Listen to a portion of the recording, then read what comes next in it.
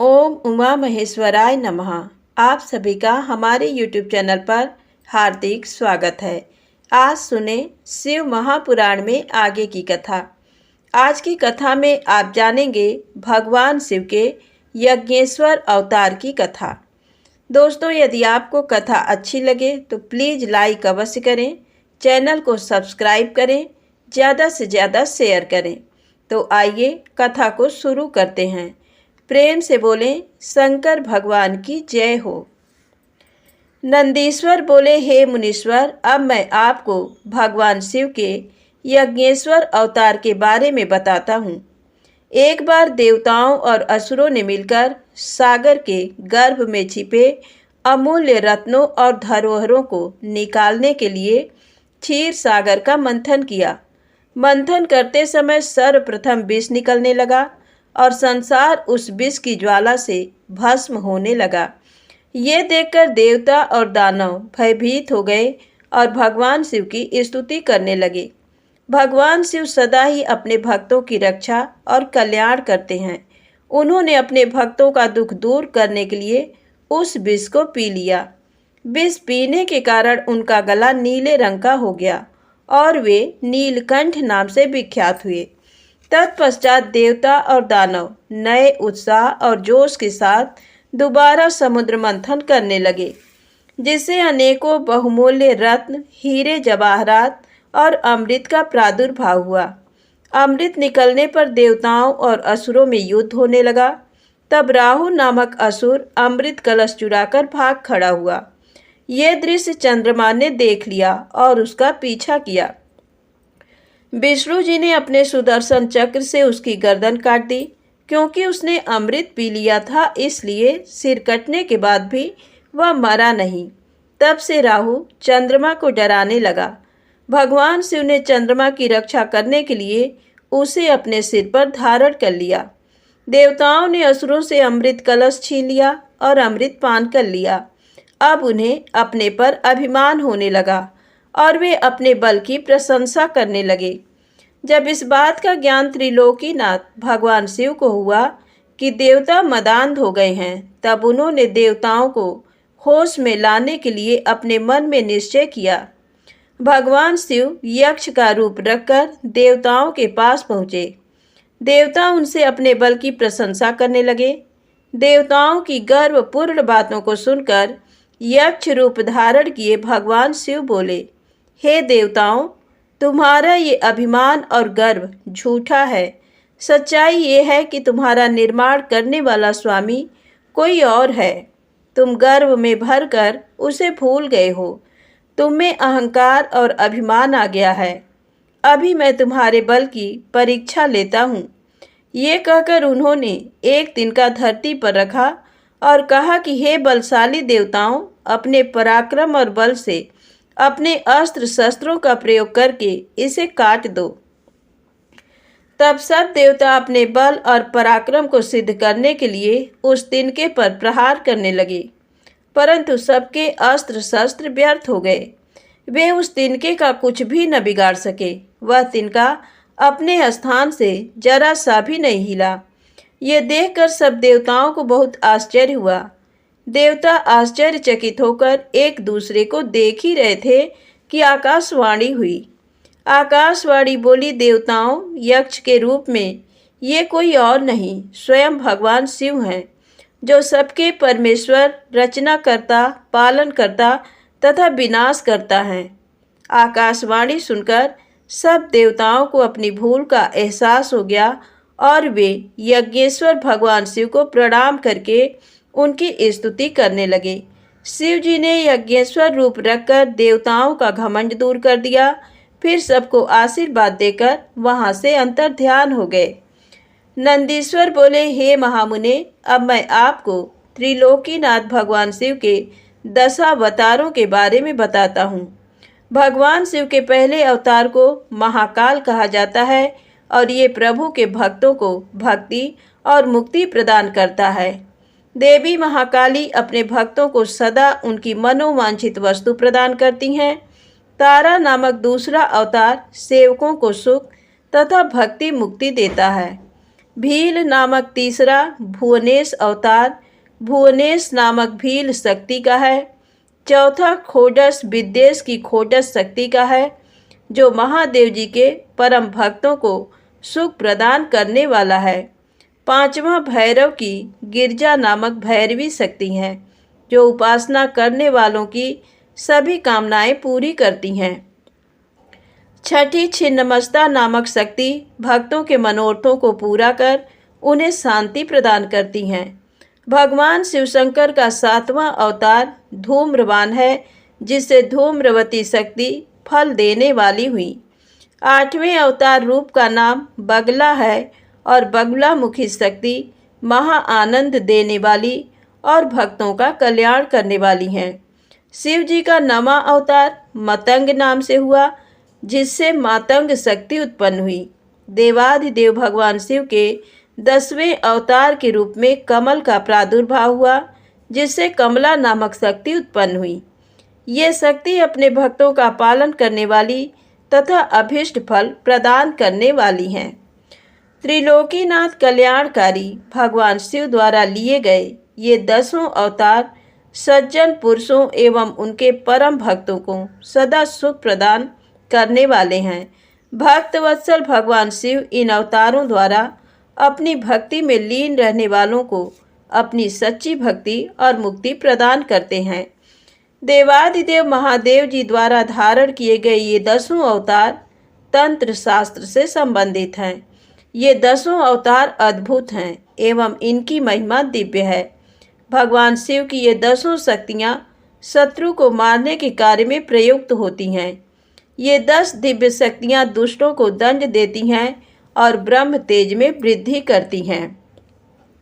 नंदीश्वर बोले, हे मुने, अभी मैंने आपको कल्याणकारी भगवान शिव के 10 अवतारों के बारे में बताया। अब मैं उन्हीं शिव जी के 11 अवतारों के बारे में बताता हूँ। इन्हें सुनने से असत्य के दोषों से उत्पन्न होने वाली बाधा दूर हो जाती है। पूर्व समय में एक बार देवराज इंद्र अपनी नगरी अमरावती को छोड़कर चले गए। ये देखकर उनके पिता कश्यप ऋषि को बहुत दुख पहुंचा। मुनि कश्यप भगवान शिव के परम भक्त थे। उन्होंने इंद्र को बहुत समझाया और स्वयं काशी नगरी आ गए। वहां उन्होंने पवन पावन गंगा जी में स्नान के पश्चात विश्वेश्वर लिंग के दर्शन किए और उसी के पास एक अन्य शिवलिंग की स्थापना की। उस लिंग की स्थापना कश्यप मुनि ने देवताओं के हितों के लिए की थी। फिर वे उस शिवलिंग की नित्य विधि पूर्वक पूजा अर्चना करने लगे, तपस्या में लीन रहने लगे। इस प्रकार दिन बीतते गए। एक दिन प्रसन्न होकर भगवान शिव प्रकट हुए और बोले, हे मुनि कश्यप, मैं आपकी आराधना से प्रसन्न हूँ। मांगो, क्या मांगना चाहते हो? मैं तुम्हारी इच्छा अवश्य पूरी करूँगा। तब भगवान शिव के वचन सुनकर कश्यप मुनि बहुत प्रसन्न हुए और महादेव जी की स्तुति करने लगे। फिर बोले, हे भगवान, मैं अपने पुत्र के दुख से बहुत दुखी हूँ। आप मेरे पुत्र का दुख दूर कीजिए। आप मेरे घर में मेरे पुत्र के रूप में उत्पन्न होकर मुझे सुख प्रदान कीजिए। कश्यप मुनि के वर को सुनकर शिव जी ने तथास्तु कहा और वहाँ से अंतर्ध्यान हो गए। तब कश्यप मुनि भी प्रसन्नता पूर्वक अपने घर वापस आ गए। उन्होंने सब देवताओं को अपने वरदान के बारे में बताया, जिसे जानकर सब देवता बहुत प्रसन्न हुए। भगवान शिव अपने द्वारा दिए गए वरदान के फलस्वरूप कश्यप मुनि के यहाँ उनके पुत्र के रूप में जन्मे। कश्यप मुनि ने प्यार से उनका नाम सुरभि रखा। सुरभि के जन्म पर बड़ा उत्सव हुआ। सभी देवताओं ने प्रसन्न होकर फूल बरसाए। अप्सराएं नृत्य करने लगी तथा चारों दिशाओं में मंगल ध्वनि गूंजने लगी। देवताओं ने कश्यप मुनि को बहुत बहुत बधाई दी। तत्पश्चात सुरभि के बड़े होने पर उनसे कपाली, पिंगल, भीम, विरूपाक्ष, बिलोहित, शास्ता, अजपाद, आपिर्बुद्ध, शंभु, चंड तथा भव नामक 11 रुद्रों ने जन्म लिया। इन 11 रुद्रों ने देवताओं की रक्षा करने तथा उनका हित करने हेतु अनेकों असुरों का वध किया। फिर उन्होंने दैत्यों द्वारा अधिकृत किया गया स्वर्ग का राज्य वापस ले लिया और उस पर फिर से देवराज इंद्र का राज्य हो गया। ये 11 रुद्र आज भी देवताओं की रक्षा करने के लिए स्वर्ग में विराजमान रहते हैं। अब सुने दुर्वासा चरित्र।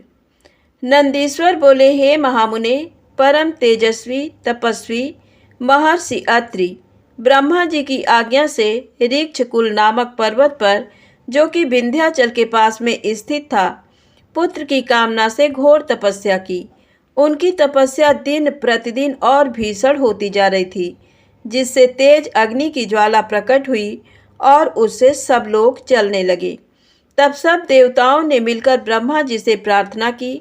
ब्रह्मा जी सब देवताओं को साथ लेकर भगवान श्रीहरि विष्णु की शरण में गए। वहां उन्होंने विष्णु जी को महर्षि अत्रि की तपस्या से उत्पन्न ज्वाला के विषय में बताया।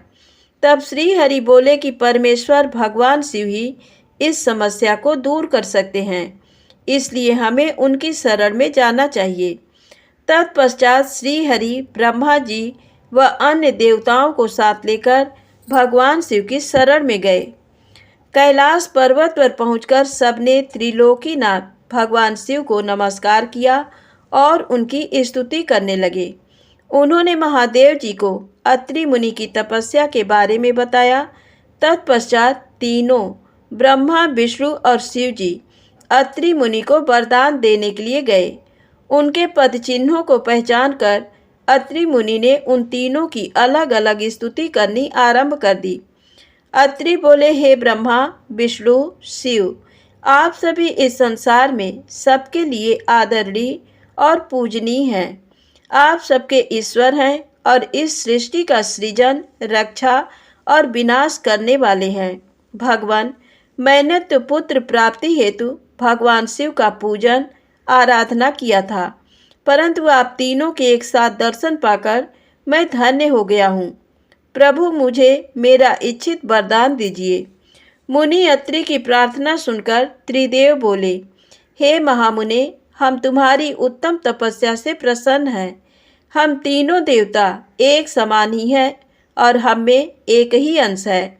हमारे वरदान से तुम्हारे 3 पुत्र होंगे, जो हम तीनों के अंश होंगे। ये कहकर ब्रह्मा, विष्णु और शिव वहां से अंतर ध्यान हो गए। अत्रि मुनि वरदान पाकर खुशी से झूम उठे और वापस अपने आश्रम में चले गए।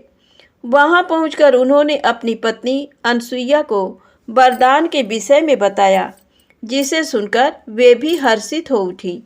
समय बीतता गया। निर्धारित समय पर देवी अनसुईया ने 3 पुत्रों को जन्म दिया, जो कि स्वयं भगवान शिव, ब्रह्मा और विष्णु का अंश थे।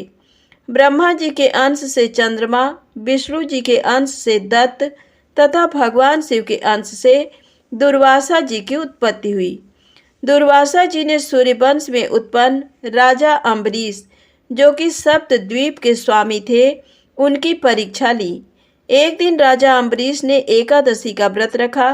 तब दुर्वासा जी अपने शिष्यों को साथ लेकर उनके राजमहल में गए।